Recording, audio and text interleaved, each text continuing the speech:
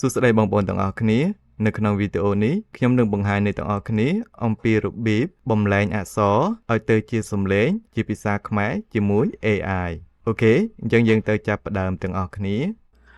អូខេអញ្ចឹងអ្នកទាំងអស់គ្នាចូលមកកាន់ Google ហើយវាយពាក្យថា AI Studio អញ្ចឹងអ្នកទាំងអស់គ្នាមើលទៅលើ website aistudio.google អញ្ចឹងចុចទៅលើវាអូខេអញ្ចឹងនេះគឺជា interface របស់ AI Studio អញ្ចឹងនៅខាងឆ្វេងដៃនេះអ្នកទាំងអស់គ្នាចុចទៅលើពាក្យថា chart ដែលមានរូប chart នេះចុចទៅលើវាហើយនៅចំណុចត្រង់នេះអ្នកទាំងអស់គ្នារើសយកពាក្យ Native Speech Generation ចុចទៅលើវា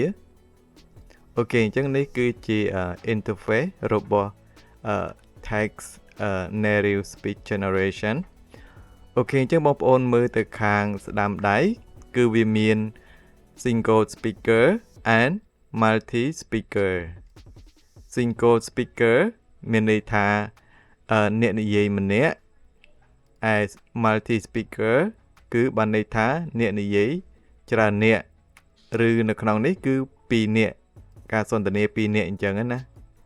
ឥឡូវនេះយើងនឹងធ្វើតេស្ត multi speaker មុនអញ្ចឹងខ្ញុំបានសរសេរសំណេរបំរុងទុកមុនហើយអញ្ចឹងបើសិនបើអ្នកទាំងអស់គ្នាអត់ទាន់មានសំណេរទេអ្នកទាំងអស់គ្នាអាចសរសេរផ្ទាល់លើនឹងក៏បានដែរអូខេអញ្ចឹងខ្ញុំនឹង copy សំណេរ Control C and Control Vអូខេអញ្ចឹងspeaker 1គឺអ្នកនិយាយទី1 and speaker 2អ្នកនិយាយទី2ចឹងយើង copy បន្តមកចឹងអ្នកទាំងអស់គ្នាចុច add dialog ហើយយើង copy វាបន្ត add dialog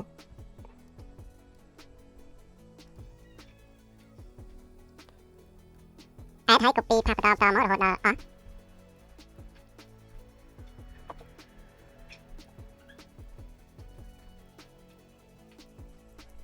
អូខេឥឡូវនេះខ្ញុំ copy រួចរាល់ហើយអញ្ចឹងយើងទៅជ្រើសរើសសំឡេងអ្នកនិយាយអញ្ចឹងនៅខាងឆ្វេងដៃយើងនេះវាមាន speaker 1 គឺអ្នកនិយាយទី1នេះអញ្ចឹងអ្នកនិយាយទី1នេះខ្ញុំចង់ឲ្យគាត់ជាស្រីអញ្ចឹងខ្ញុំត្រូវជ្រើសរើសយកសំឡេងស្រីអញ្ចឹងចុចទៅលើ voice នេះមកហើយយើងស្ដាប់មើលសំឡេងណាដែលអ្នកទាំងអស់គ្នាចង់បាន Ready to build something awesome today? Got a project in mind? What do you want to explore? Ready to make something amazing? អញ្ចឹងខ្ញុំមកយកសំឡេងនេះចោលអូខេអញ្ចឹងអ្នកនិយាយទី1បានជ្រើសរើសរួចហើយបន្ទាប់មកយើងជ្រើសរើសយកសំឡេងអ្នកនិយាយទី2អញ្ចឹងអ្នកនិយាយទី2នេះខ្ញុំចង់ឲ្យគាត់ជាប្រុសអញ្ចឹងខ្ញុំជ្រើសរើសយកសំឡេងប្រុស What do you want to explore? Ready to make something amazing? What sparks your interest? អញ្ចឹងខ្ញុំជ្រើសរើសយកសំឡេងនេះចោលអូខេអញ្ចឹងបន្ទាប់ពីយើងជ្រើសរើសយកសំឡេងហើយនៅកន្លែង style instruction នេះគឺជាកន្លែងដែលយើងចង់ឲ្យវានិយាយបែបណាហៅថា style នៃការនិយាយអូខេអញ្ចឹងនេះគឺជា conversation ការសន្ទនាអញ្ចឹងនេះតើអ្នកគ្នាអាចដាក់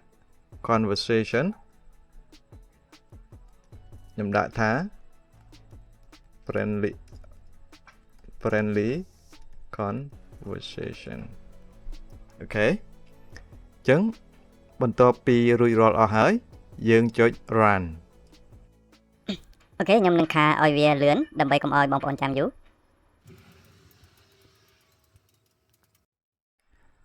អូខេឥឡូវនេះវាបាន generate ហើយយើងមកស្ដាប់ទាំងអស់គ្នា សួស្តីវីរៈតើលោកសុខសប្បាយជាទេ សួស្តីបូឆាខ្ញុំសុខសប្បាយទៀតទេ បុឆា តើលោកកំពុងធ្វើដំណើរទៅណា ខ្ញុំទៅភ្នំ អូខេអញ្ចឹងវា generate អត់សូវល្អទេអ ចឹងអ្នកទាំងអស់គ្នាអាច generate ម្ដងទៀតឥឡូវនេះខ្ញុំនឹងgenerate ម្ដងទៀតអញ្ចឹងបើសិនបើអ្នកទាំងអស់គ្នា generate លើកទី1វាអត់បានល្អអញ្ចឹងអ្នកទាំងអស់គ្នាអាច generate លើកទី2លើកទី3ដើម្បីយើងជ្រើសយកមួយណាដែលវាល្អអញ្ចឹងណា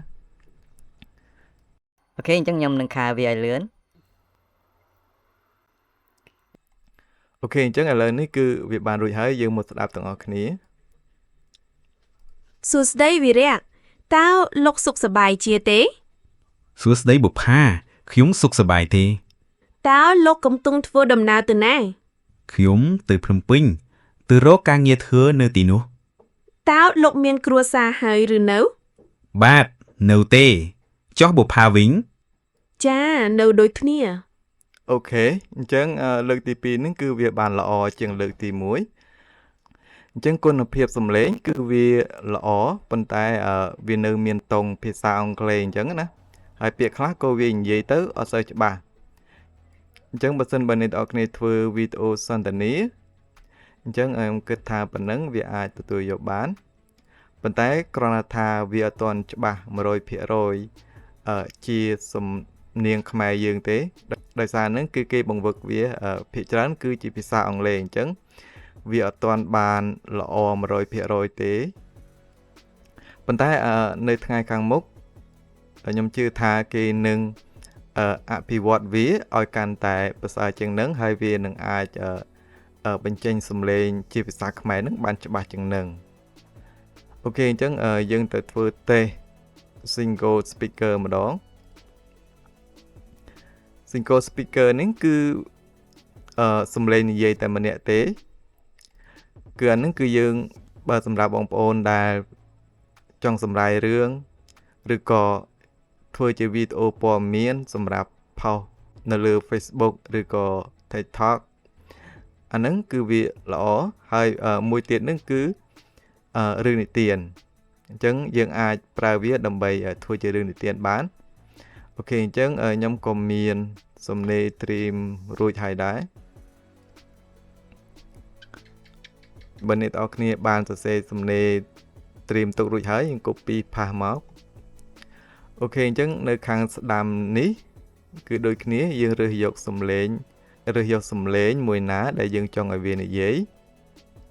What sparks your interest? អូខេអញ្ចឹងខ្ញុំយកសំឡេងFenris នេះដូចដែរហើយកន្លែង style instruction នេះអញ្ចឹងបើសិនបើអ្នកទាំងអស់គ្នានិយាយអំពីព័ត៌មានឬសម្រាយរឿងអ្នកទាំងអស់គ្នាត្រូវប្រាប់វាកន្លែងនេះសំឡេងនេះគឺជារឿងនិទានអញ្ចឹងខ្ញុំដាក់ថា fairy tale narration អញ្ចឹងបន្ទាប់ពីរួចរាល់សពគ្រប់ហើយចុច run អូខេឥឡូវនេះខ្ញុំនឹងខាវាឲ្យលឿនដើម្បីកុំឲ្យបងប្អូនចាំយូរ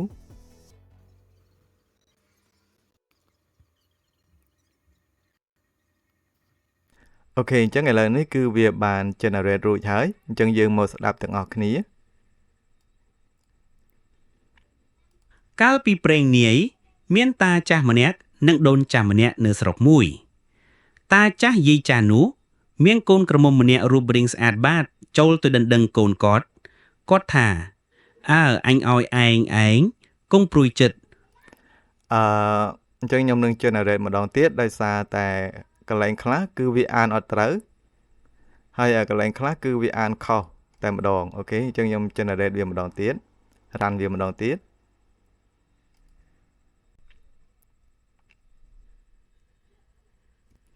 អូខេអញ្ចឹងឥឡូវនេះខ្ញុំនឹងខាវាឲ្យលឿន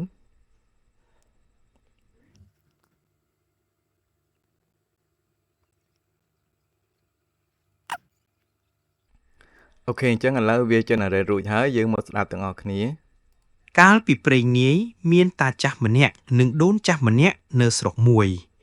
តាចាស់យាយចាស់នោះមានកូនក្រមុំម្នាក់រូបល្អណាស់អ្នកណាទៅដណ្ដឹងក៏គាត់មិនព្រមឲ្យគាត់ថាអ្នកណាតមិនជេរម្ដាយគេបានទើបគាត់ឲ្យកូនជាប្រពន្ធអ្នកនោះ ជួនជាថ្ងៃមួយនោះមានកំឡោះម្នាក់រូបរាងស្អាតបាតចូលទៅដណ្ដឹងកូនគាត់ថាអើឯងឲ្យឯងកុំព្រួយចិត្ត អូខេអញ្ចឹងគុណភាពសំឡេងគឺវាល្អប៉ុន្តែវានៅមានតង់ភាសាបរទេសអញ្ចឹងណាហើយខ្ញុំបានធ្វើ generate ពី3ដងដោយសារតែវាអានកន្លែងខ្លះវារំលងវាអានរំលងហើយកន្លែងខ្លះវាអានអត់ត្រូវអក្សរអញ្ចឹងណាខ្ញុំបាន generate 4ដងអញ្ចឹងខ្ញុំនឹងកាត់អាលើកទី3ហើយនឹងលើកទី2ហ្នឹងដោយសារតែកុំឲ្យវាវែងអូខេអញ្ចឹងអ្នកទាំងអស់គ្នាអាចប្រើសម្រាប់បងប្អូនធ្វើវីដេអូមាតិកាសម្រាយរឿងឬក៏ធ្វើអំពីព័ត៌មានប៉ុន្តែសម្រាប់និទានរឿងខ្ញុំគិតថាវាដូចជាអត់ទាន់បានល្អទេព្រោះរឿងខ្មែរយើងគឺតម្រូវឲ្យការនិទានការនិយាយចេញមកគឺវាមានលក្ខណៈខ្មែរប៉ុន្តែអានេះវានៅមានតង់បរទេសយើងស្ដាប់ទៅដូចបរទេសនិយាយអញ្ចឹងណាអញ្ចឹងខ្ញុំគិតថាវាអត់ស៊ីជាមួយនឹងរឿងនិទានខ្មែរទេប៉ុន្តែបើយើងធ្វើសម្រាយរឿងពីព័ត៌មានឬក៏មាតិកាយើងនិយាយអំពីអីផ្សេងហ្នឹងអូខេ it's okay ប៉ុន្តែសម្រាប់រឿងនិទានគឺវាអត់ទាន់បានល្អទេអូខេអញ្ចឹងវីដេអូនេះគឺមានតែប៉ុណ្្នឹងទេអំពីការបំលែងអក្សរឲ្យទៅជាសំឡេងជាភាសាខ្មែរហើយនៅលើ AI Studio នេះគឺវាមានធូរច្រើននៅខាងឆ្វេងដៃនេះបងប្អូនអាចសន្ទនាឬក៏ generate រូបភាពនៅលើនឹងវាមានទាំងអស់មាន Gemini image generation អានឹងគឺ Gemini speech generation អានឹងគឺ Imagine ដែលជា model របស់ Google ដែរហើយនឹងគឺជា VO ដែលជា video generation របស់ Google អញ្ចឹងបើសិនជាអ្នកទាំងអស់គ្នាចង់ឲ្យខ្ញុំបង្ហាញនៅ tool មួយណាទៀតអ្នកទាំងអស់គ្នាអាចធ្វើការ comment នៅខាងក្រោមវីដេអូនេះខ្ញុំនឹងធ្វើជូនអ្នកទាំងអស់គ្នាហើយសម្រាប់វីដេអូនេះគឺមានតែប៉ុណ្្នឹងទេកុំភ្លេចចុច follow ឬក៏ subscribe ហើយខ្ញុំនឹងជួបអ្នកទាំងអស់គ្នានៅវីដេអូក្រោយទៀត Goodbye